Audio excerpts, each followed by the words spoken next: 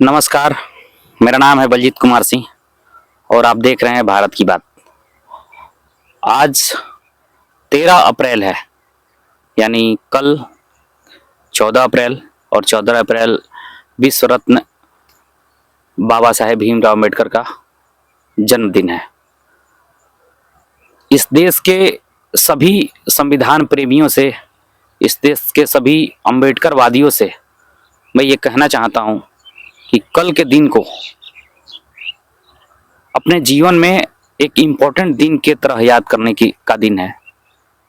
क्योंकि अगर बाबा साहब नहीं होते तो इस देश का वंचित वर्ग, इस देश की महिलाएं, इस देश के आदिवासी और इस देश के तमाम पिछड़े लोगों को आवाज नहीं मिल पाती। Baba Saheb Bhimrao Ambedkar OBC, SC, ST, आदिवासी, महिलाएं और तमाम पिछड़े वर्गों के महानायक हैं। उनके जितना बड़ा महानायक आज तक पैदा नहीं हुआ।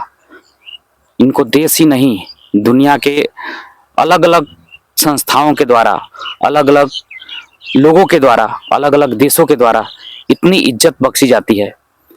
इसका प्रमुख कारण ये था कि उस समय गरीबी और अभाव में भी संविधान सभा में, देश के पहली जो संविधान सभा बनी देश के कानून का निर्माण करने के लिए, उसमें सबसे ज्यादा पढ़े लिखे लोगों में से एक थे। तब हमारे बाबा साहब को इस देश का संविधान का ड्राफ्टिंग कमेटी का अध्यक्ष चुना गया। आज मेरा गला खराब है, इसकी वजह से आवाज भी थोड़ा सा कमजोर जा रही होगी, लेकिन मैं देश के तमाम संविधान प्रेमियों से, अम्बेडकरवादियों से ये अपील करना चाहता हूं कि आज चुनाव का समय आ गया है और देश में वो सारे लोग जो संविधान को खत्म कर देना चाहते हैं, तो उन सबको एक बार याद दिलाने की जरूरत है कि देश में बाबा साहब का क्या योगदान है, इस बाबा साहब द्वारा बनाए गए संविधान का क्या योगदान है। और जब संविधान नहीं रहेगा तो इस देश के जो गरीब लोग हैं, वंचित हैं, महिलाएं हैं, शोषित हैं, आदिवासी हैं, ओबीसी, एसटी, एसटी और भी जो गरीब पिछड़े लोग हैं, उनकी क्या स्थिति होगी।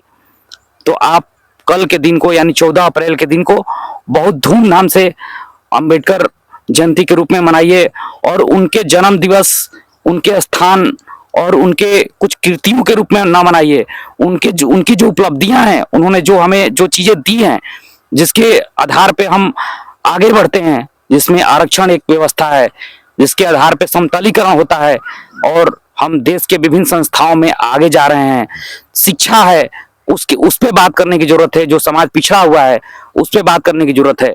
तो आप उनके योगदान को ना भुलाएं और कल को एक महत्वपूर्ण दिन के रूप में याद करें और उनकी उपलब्धियों को, और देश में जो संविधान को खत्म कर देने की साजिश रच रहे हैं।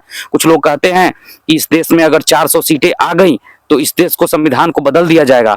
संविधान बदल के वो क्या करना चाहते हैं, इन सभी बातों पे आपको चर्चा करने की जरूरत है और अपने विवेक का इस्तेमाल करके एक ऐसे सरकार बनाने की जरूरत है जिससे कि हमारे सभी अधिकार सुरक्षित रहें और इस देश में सब लोगों का प्रतिनिधित्व बढ़े, जिससे कि एक जातिगत जनगणना का जो कॉन्सेप्ट इस देश के विपक्ष ने रखा है, जिसमें राहुल गांधी इस चीज को बढ़ चढ़ के आवाज दे रहे हैं।